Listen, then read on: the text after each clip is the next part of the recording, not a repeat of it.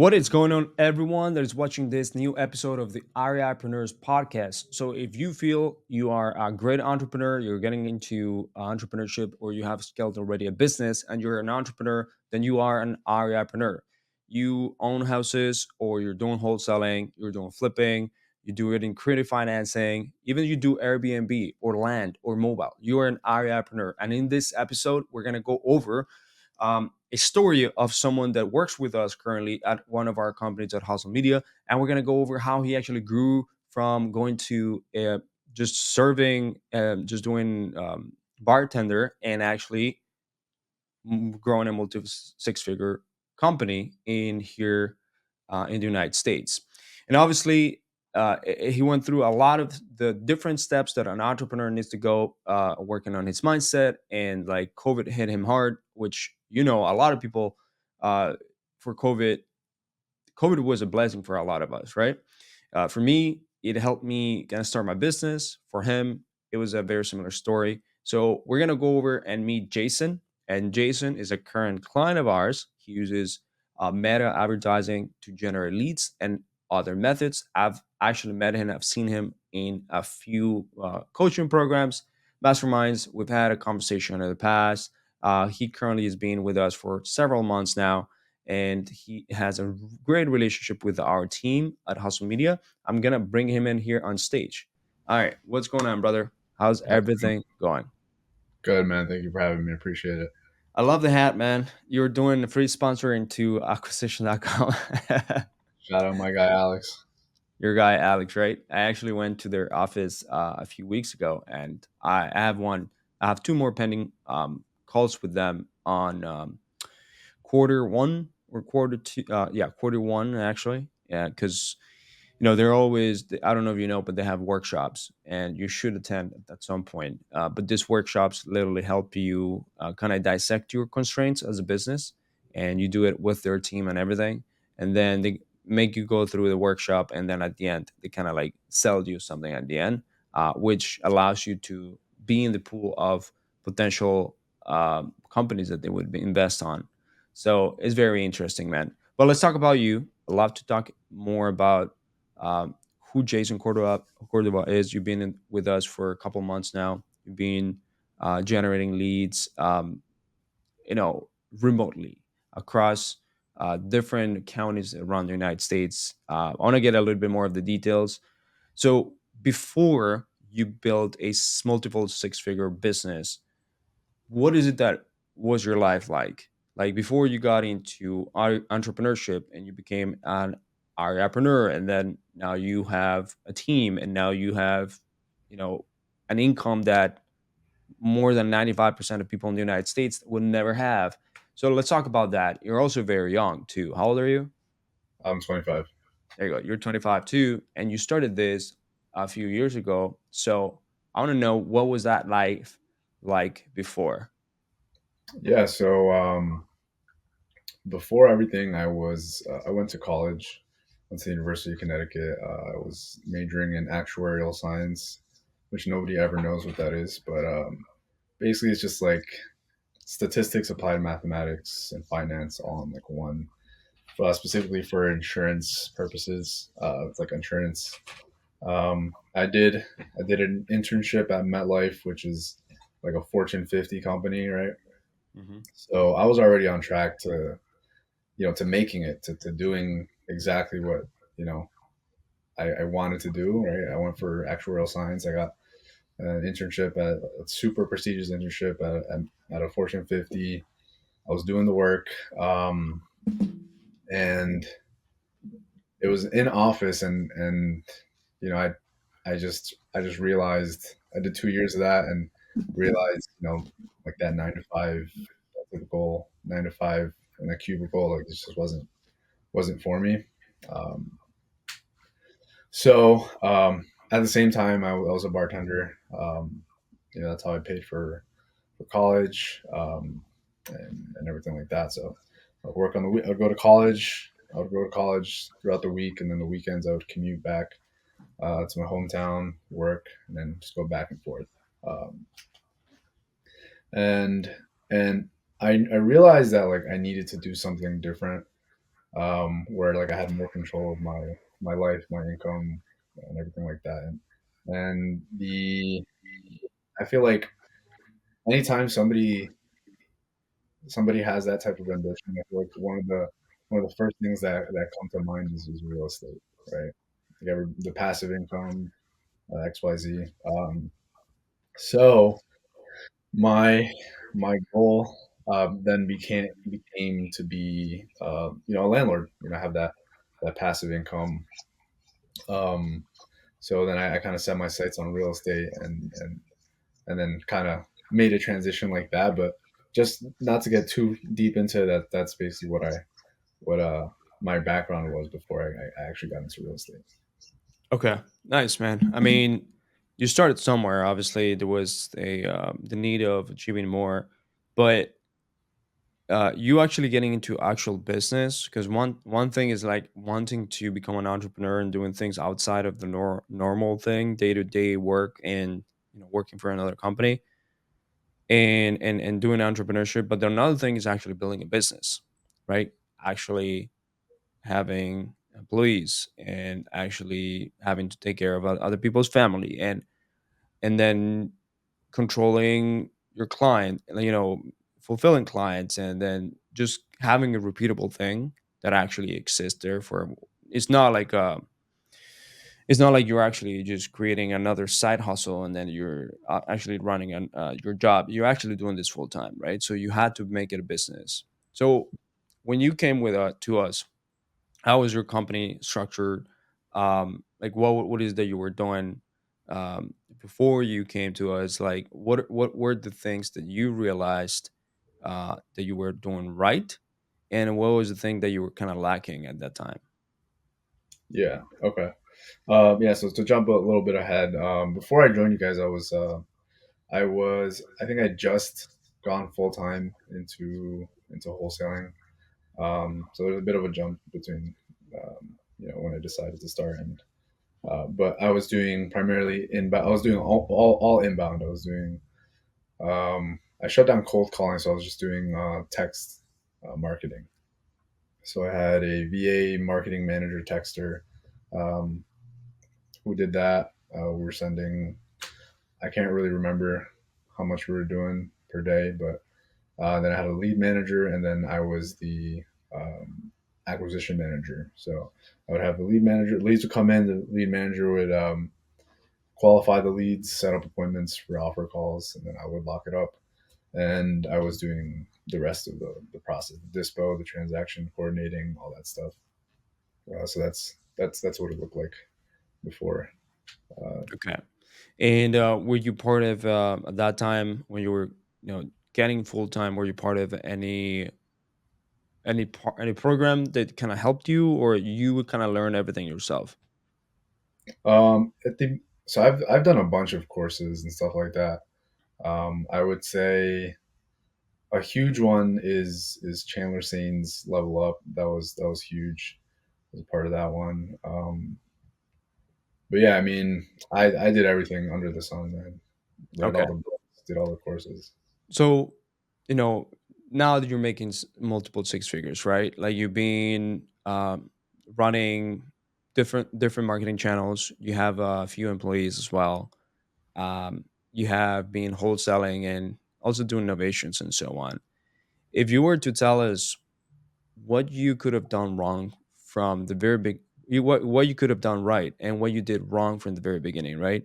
That if you were to put together like a very simple way of understanding your business, right? How can someone how can someone go from doing part-time wholesaling that you were doing before to to building an actual business, making multiple six figures?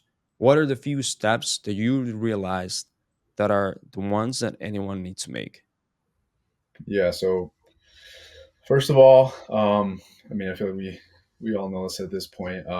Just having processes in place. Mm, You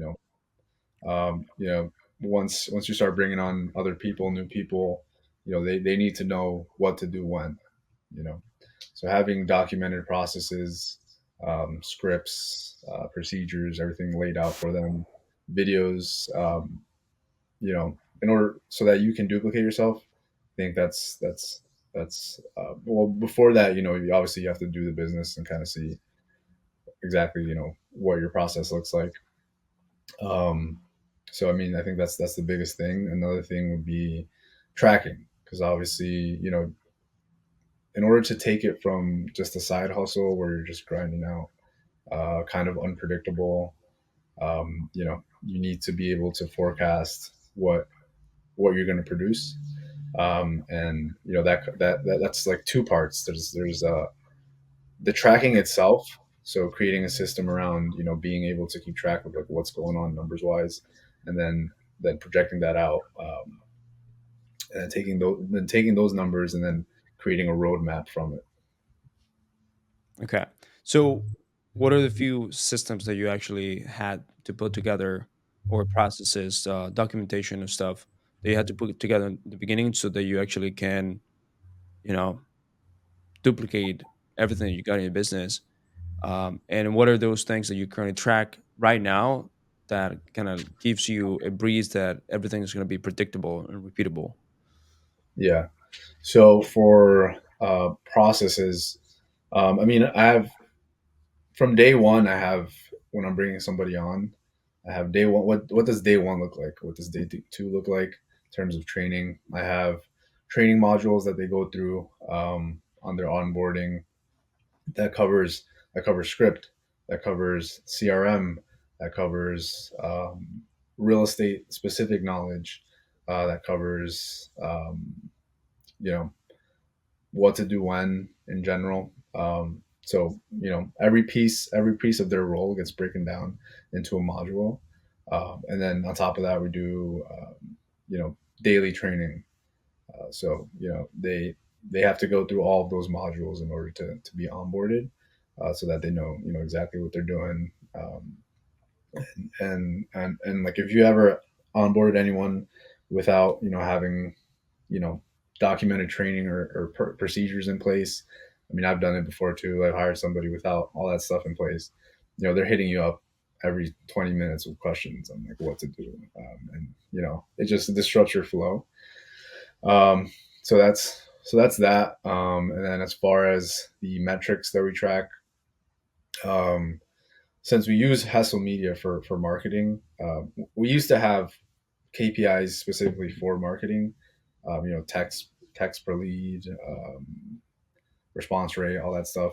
But since moving to inbound with Hessel, we kind of rely on you guys for that. So at this point, it's just leads to net leads. Net leads we define as somebody who picks up the phone, who has a property, and as is somewhat interested in selling, regardless of motivation, or somebody who picks up the phone and is the correct person, right? Because sometimes people won't pick up the phone, or. So we want to track raw lead to net lead to appointment. Appointment being like an offer call appointment. It's a qualified lead. We take them through the discovery call, make sure that they're a good fit. Um, so from there to offer call to contracts, to offers made and then contracts. But there's not much drop off from an appointment being set to an offer being made. There's some, but not much. And then from offer being made, how many offers does it take to get a contract, and contracts to closings. Yeah, So that's how we map it out. got it. Now, um, where is it that you're located? What's your market that you do? I'm located in Connecticut, Okay. and my market is South North Carolina. Okay. Why did you decide to go remote off Connecticut and pick these markets, North Carolina and South? Yeah. So the reason I wanted to go remote was I didn't want to, become my own bottleneck physically. Where I'm like running to properties to, like, if I was to do my local market, where I would have to like, or I'd be more inclined to run to properties to take pictures, you know, do walkthroughs with buyers and stuff like that. To completely remove myself from the business to basically make it a self-sustaining business, like truly. And I thought like the best way to do that is to physically and geographically remove yourself. So that was the thought process behind that. Why South Carolina? Initially, I was starting with a partner, um, where the arrangement was that I would handle all the marketing. So I did all the data, all the data management, the systems, the telemarketing systems, all that stuff, and they would do acquisitions, and they basically chose those markets because they had buyers in those markets. So I wasn't really concerned with the dispo or the acquisition, but we so I pulled all the data. I did all the cleaning, all the scrubbing. I set up all the systems, and then we kind of just they went on a different path.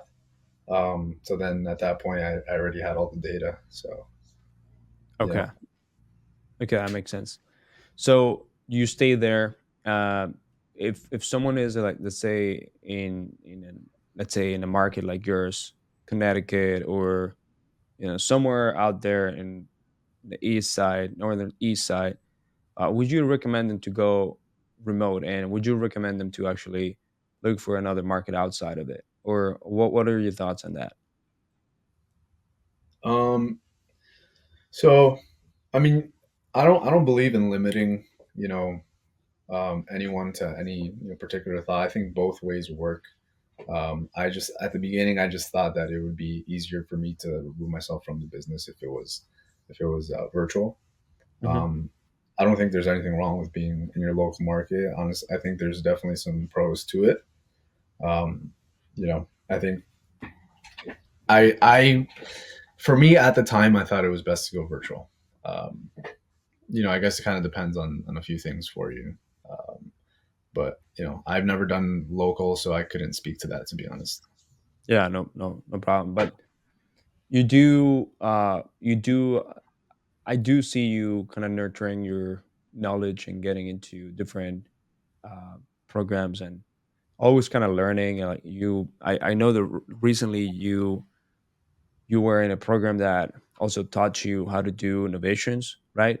And it seems to me that a lot of wholesalers are quickly realizing that that is kind of needed for the how the market goes. There's different ways to skin the cat at the end of the day, and generate money or monetize your leads.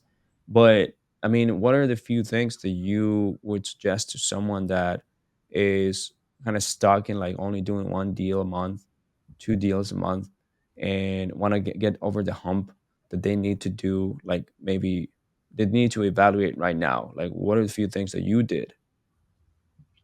Hmm. Yeah, I mean, I would say before you really like learn another strategy and try to implement another strategy, because that's a dangerous game in itself. Hmm. Um, shiny object syndrome. I think you really audit your own conversions and your metrics. Um, and you learn what industry standards are, or you record you track your own metrics, your conversions, and see where is there a drop off. Is there, let's say industry standard is raw lead to net lead is 70%, and your numbers, and if you track your numbers and you see you're at 30%, then obviously there's an issue with your phone systems. You're either not calling enough, um, your numbers are marked as spam, or whatever it is. So then you work to get those numbers up, because once you once you track those metrics and then you get them up, then it all falls, it all trickles down. You get your net lead conversions up, then that'll what will follow is your appointments set will increase, and I think you would just audit your internal systems first, see if there's any drop off there where you could do something better, and it might be an internal sales process, and honestly, that's probably what it is. You know. All right. So tell me a little bit more about how you have your business structured. So let's start with marketing. What type of marketing do you do right now? Right now, I'm entirely inbound meta. So meta ads. Okay. What is marketing going to look for you in terms of channel or ad spend in the next few months, year? What do you feel what do you think it's going to be looking like? Hmm. So after doing my projections of where I want to be, which is 10 closed deals per month, Hmm. that'll cost me between 12 and 14,000 a month in ad spend after doing my projections. Okay. So you'll need to be putting in that amount of money because did you realize, like, where does the projections come from? Like, if someone was listening to this call, be like, huh, how did he come up with that? Hmm. Yeah. So like I said, it's so we have our conversion metrics, which is total leads, raw leads. Of those raw leads, about 60-70% of those are people that pick up the phone, net leads, and of those we have about 30% that book an appointment offer call, and of those 85% get an offer, and of offers 1 in 6 or 7 is a contract, and the contract to close rate right now is about 70%. So you just reverse engineer what you're trying to do. So if you're trying to do 12, 10 closed contracts, then obviously then you need 13 or 14 contracts per month. If you need 13 or 14 contracts per month, then you need what is that? If we're doing like seven, let's say 7 offers to a contract, or you 14 contracts, then you need to make 98 offers. If you need to make 98 offers, then you need to set up 110 appointments. If you need to send out 110 appointments, then uh, you need to contact however many people you need to contact, and then at the very end, you're going to get the number of leads that you need, and then you multiply that by your average cost per lead, and you get your budget. That's good. That's good math. I don't know where you prepare for this podcast or something for that, or you always have it because I guess you check on your metrics consistently, right? Yeah. Um, how often do you do that? Um, so about couple times per week. So I have somebody who does the reporting and everything, and like I'll go back and I'll talk to my acquisition manager. We'll look at his metrics, and then we'll look at the metrics, the KPIs at a whole. So a couple Okay. times. And do you follow like a specific dashboard or sheet or whatever, or do you have a specific tool to use for that? So I use ReSimply, and they have KPI tracking, but I also have an external like Google sheet that we track a little bit more in depth. Um, but yeah. That's cool. So yeah, yeah. So obviously you came from applied science, right? I think that's what you mentioned. Yeah, it was. It's like data science, financial mathematics, statistics, all in one. So you're naturally, or not naturally, you're going to be more inclined towards wanting to understand those type of things and wanting to put a little bit more mind towards it. But let's say it's someone that just struggles with numbers. What do you recommend? Like, do you have like specific tip or some sort of template that they can follow or something? What do they? How do you recommend doing that for them? Yeah. So like I mentioned before, it's really just making sure you have definitions in place. But before you can track something, you need to know what like that means to track. Like what does one of that mean? So obviously you have leads, and that's easy to track, right? You just count however many leads you get. Of those, you track a net lead, right? So you define it however you want to define it. Like I Mhm. said, for us, it's whoever picks up the phone is the correct person, has a property that they want, that they're somewhat interested to sell, even if it's at full retail or whatever. So and then you figure out a way to track that. And for us, it's creating a tag within our CRM, which we can filter and like on a daily or weekly basis or whatever cadence you want, pull that data and see how many of those you get. Um, so yeah, I mean, it's just like having clearly defined definitions of what you want to track, um, and then creating a process for exactly how to get that data together. And Okay. then the rest is just, you could do it all in Google Sheets. Create a table. 5 columns. You have leads, net leads. You can do it on a per week basis. You have total leads for the week, total net leads for the week, um, total appointments, offers, contracts closed, and then it's just like simple formulas where you track the conversion between that. You set a baseline, and then every week you see, are you under or over that baseline, and then you know exactly what you need to work on for the coming week. Nice. So that's kind of like, measuring marketing and sales metrics there, right? We talked about marketing. Right now, you're doing meta advertising. Um, are you going to be increasing the ad spend that you currently have, or are you going to be bolting on another channel? What are your thoughts in there?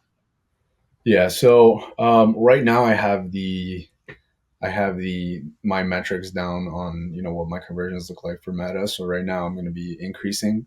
I just hired an acquisition manager not too long ago, so um, I stuck to my budget for a month or two just to get him fully dialed in, and I remove myself from acquisitions for the most part. I'll make a few calls here and there if I need to, but I really like want him to be really dialed in and get as many reps as he can. Yeah, So once he's hitting that baseline of metrics that I'm using to project what 10 contracts look like, yeah. then once he's able to hit those metrics, offers per contract, then we'll increase to where we need to be. Oh man, I mean, this is honestly really good information for anyone that wants to kind of systemize and put their actual business in order a little bit more, because a lot of people miss out on just like keeping track of their metrics and not knowing where to go, because if what they don't measure anything, so they don't improve things in a way that makes sense. They try to improve the wrong thing, right? um all right, let's go back to how you currently have your team set up. um your sales, you say you have one acquisition, and this person is basically handling all the closing calls, right? Um, do you have that person also doing the first discovery call, or do you have a lead manager doing that? No, it's just all the acquisition manager, discovery call, offer call. All right, so this the current acquisition manager, which I'm assuming you have these people on a base. Is that right? Yeah. All right.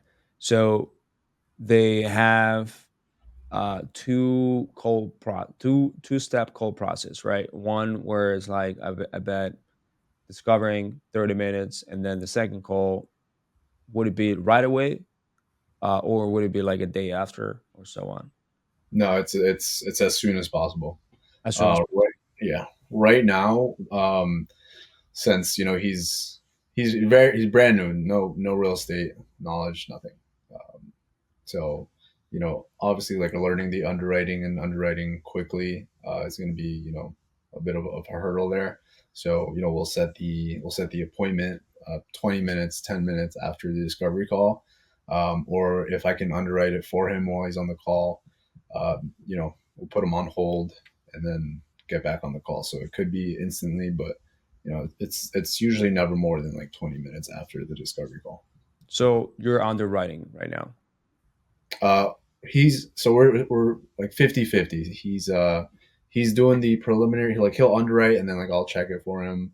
So like we phased into it. So at first it was 100% me. He was just watching, and right now we're like 50-50, and hopefully in the next couple of weeks he'll be 100% just him. Okay, that's good. How'd you get your sales guy, your acquisitions? It was actually somebody I knew. Hmm. So you just decided to hire someone that does he come in with sales background? A little bit, not much to be honest. I just knew that he had real work ethic. He had the qualities of, what make a good salesperson. So on that basis, I hired him. A lot of people take time to actually hire their acquisition managers. They take time, right? Like they try to stay within sales. Why did you make that decision to kind of like remove yourself from sales? Yeah.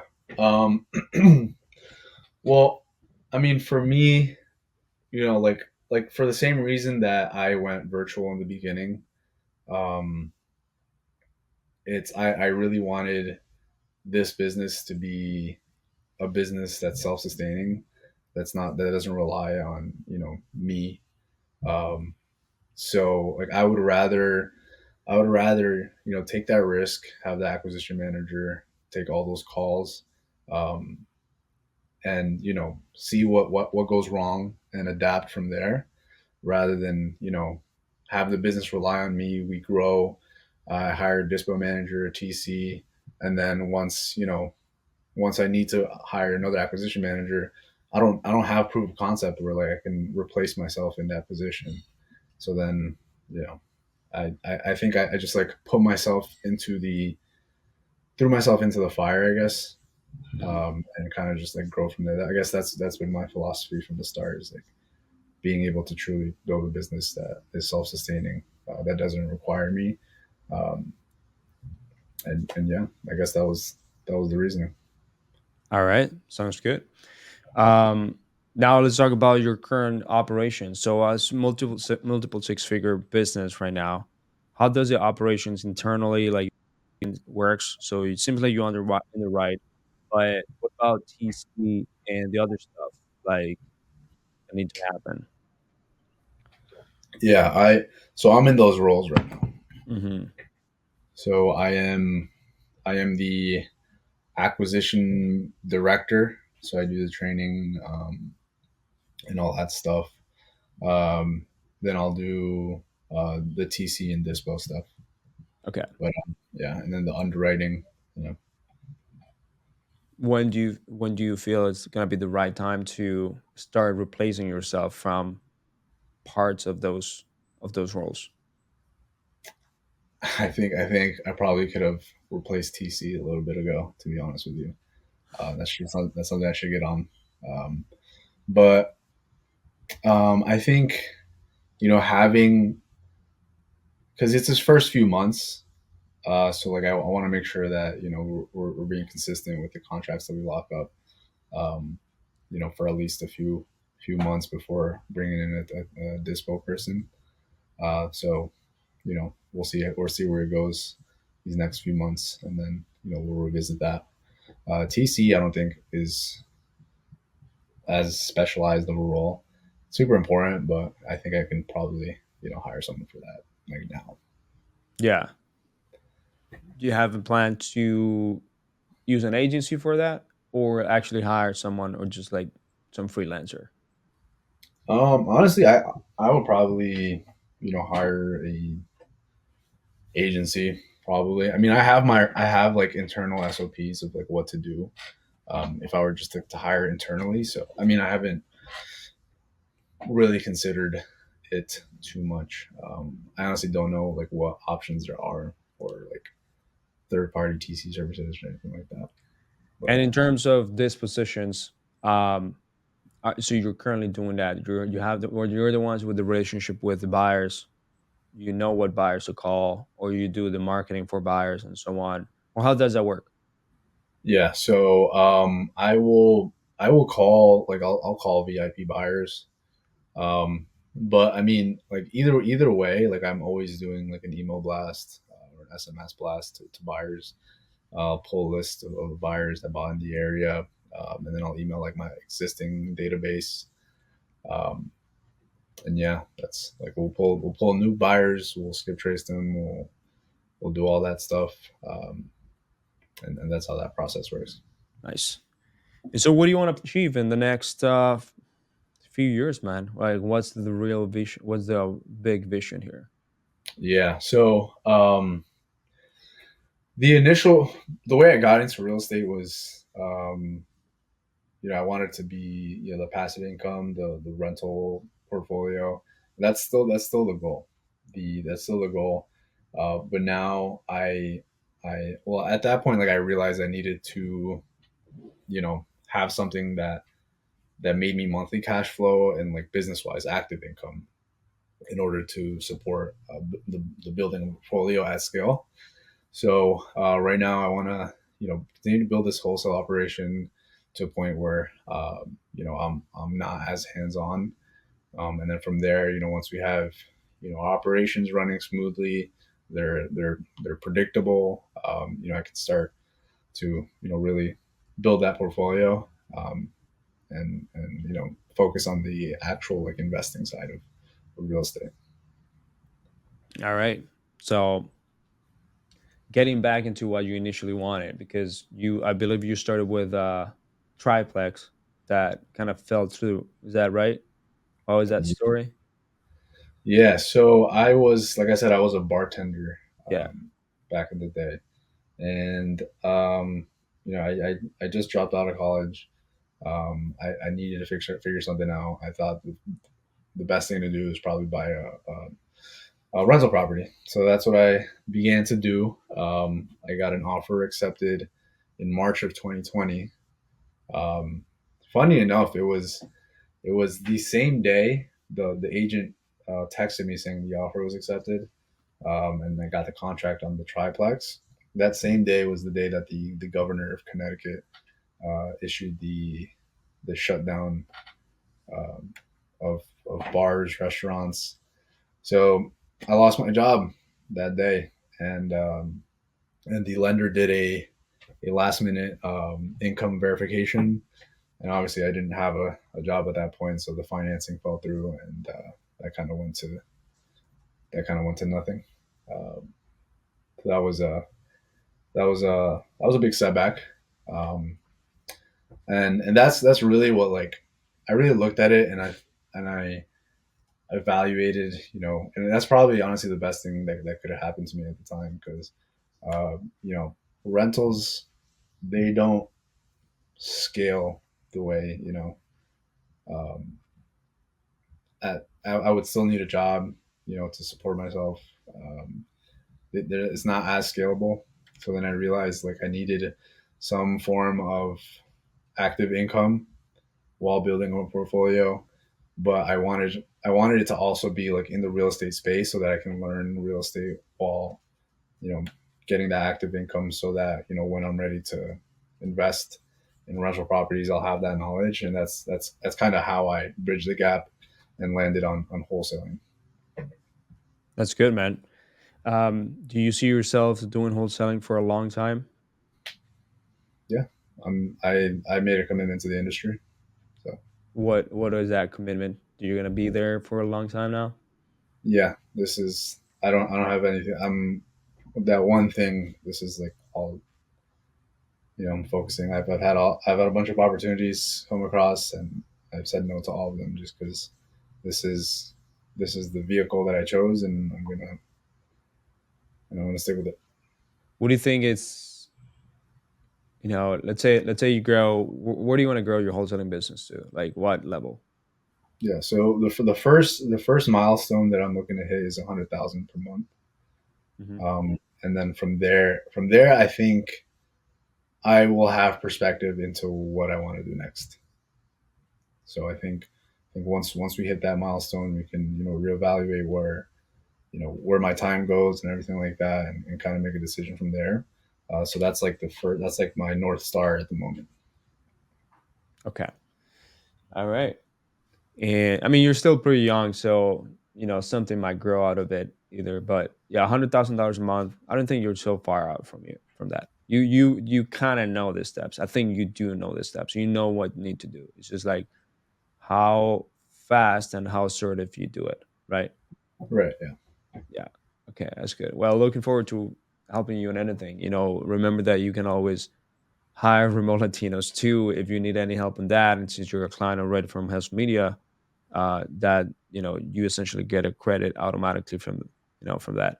Or Okay. you can use our platform. Like I don't know if you know, but we have like an actual now a platform where you can find it yourself. You can find people yourself on the marketplace.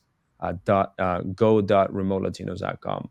And a lot of these people that we're putting inside of this platform are just professionals, right? Like they are professional people, like they went to school, they have jobs, they literally are, doing well in whatever they're doing. They speak English, most importantly. So if you Nice, ever yeah. need that, man, and support the Latino community, we have that platform with a lot of our candidates that we already went through. So we have talked about your business. We have talked about like where you want to go and stuff like that. What would be one of the biggest piece of advice that you give to an entrepreneur that is, you know, needing to grow further? And I know you've taken a lot of coaching and stuff, but what's one of the best piece of advice that you can give to someone? I would say always look to learn, always look to grow, you know, personally and obviously in business, but you know that comes with the desire to grow and to seek knowledge, um, you know, on how to make things better, and acting on it. Um, you know, you learn something new, or you pay for a coach or whatever. Um, you know, that's step one is recognizing that you don't know everything, and putting your pride aside, learning from someone else, and then you know having the discipline to actually implement it Hmm. is a big thing. Yeah, awesome. What sources do you recommend for learning? I It kind of depends on where you're at in your journey. Um, I think like if you just want to get started, I think you can just learn everything on YouTube. To be honest, you can probably shortcut that by hiring some type of like beginner coach. Um, you know, if I talked about it before, the way I learned how to do novations was through Level Up. So that was a solid you know mastermind that I did. And yeah, I mean, I guess kind of depends on your scenarios. I think those are good if you're trying to do inbound. You know, Hesel Media, they got sales training every week, objection handling. So you know, if you want to get your sales game up, it's a good platform too. All right, man. Well, I appreciate you for being here in this podcast, brother. How can people actually find you? Um, Man, I'm not active on anything, man. I guess on Instagram you could probably find me. I don't post much real estate related stuff, but Hmm. Instagram. Let me look up my user tag because I don't even know it. It's going to be YASE_C. Okay, hit Okay. me up there. Happy to help people, you know, grow or have if they have any questions. Always happy to help any way I can. All right. Thank you so much, brother, for being in this podcast. And I'll see you next time. Everyone, if you got some value from this podcast, remember to just give us a review. It just takes about 60 seconds and share it with your friends or anyone that actually you think that is going to get a lot of value from. They're going to learn something. And remember, if you're in Spotify, remember if you are in iTunes or Audible, or even YouTube, just hit the thumbs up. Um, Give us that 5 star, give us that review. It will help us a lot to grow this podcast. All right. Thanks so much, everyone that's listening, and see you next time.